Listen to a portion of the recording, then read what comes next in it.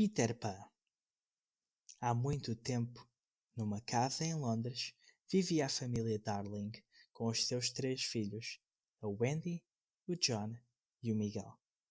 Tinham uma cadelinha que adoravam e que também olhava por eles. O seu nome era Nana. Todas as noites, a Wendy, a irmã mais velha, contava aos irmãos as aventuras de Peter Pan na Terra do Nunca. O Miguel e o John adoravam brincar ao faz de conta que um era o Peter Pan e o outro o Capitão Gancho. "Rende-te!" gritou o Miguel. "Nunca, Peter Pan!" respondeu o John. Uma noite, o Miguel e o John desenharam um mapa na camisa do Sr. Darling.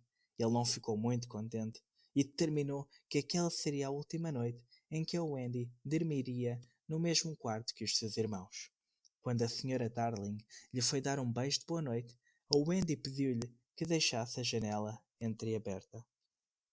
"Para que o Peter Pan possa entrar", sussurrou.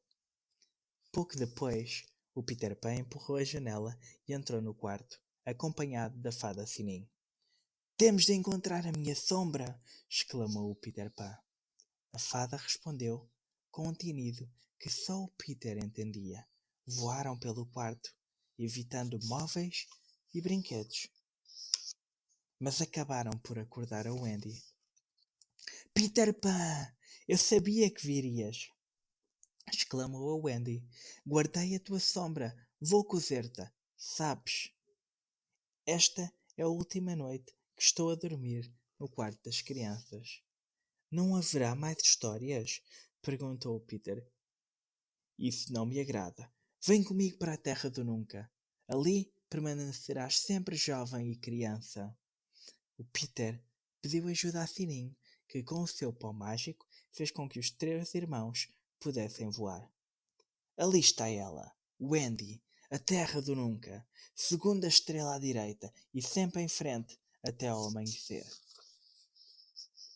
Lá de cima, viram por fim a terra dos seus sonhos.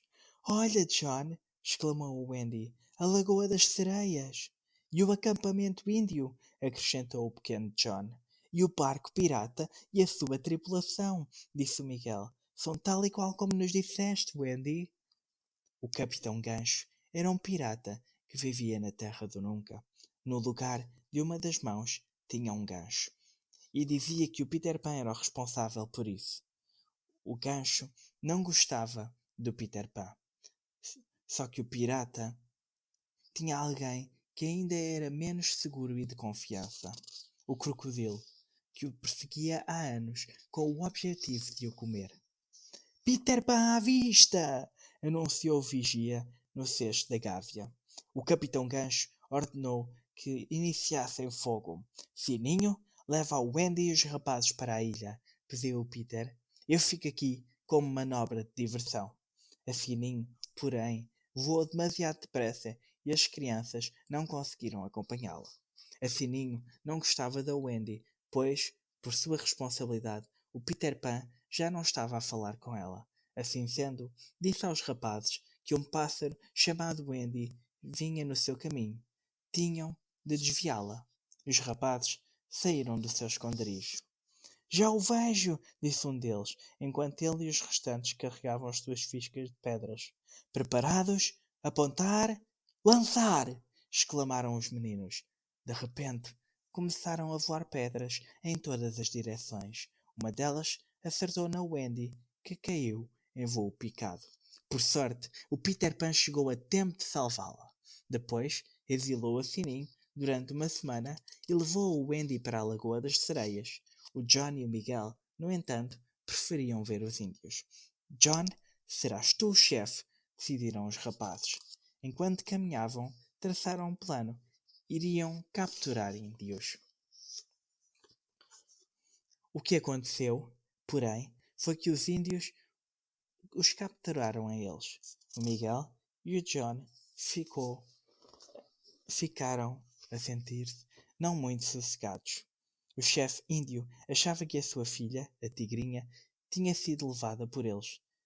"Dizer já onde esconder Tigrinha", ordenou o chefe. Ou então terão consequências. Na Lagoa das Sereias, o Peter viu o Capitão Gancho atarefado a atar a tigrinha na ponta de um desfiladeiro e foi resgatá-la. O gancho obrigou o Peter a acercar-se da escarpa. O capitão caiu à água e começou a ouvir um som familiar. Tic-tac, tic-tac. Era o crocodilo que o esperava. Abriu as mandíbulas, disposto a tragar o capitão. O Peter levou a tigrinha de volta à casa. O grande chefe libertou o John, o Miguel e os rapazes e deu ao Peter um nome índio. Pequena Águia Voadora. A Sininho continuava não muito contente com o Peter Pan e de repente o Barrica levou-a ao Capitão Gancho.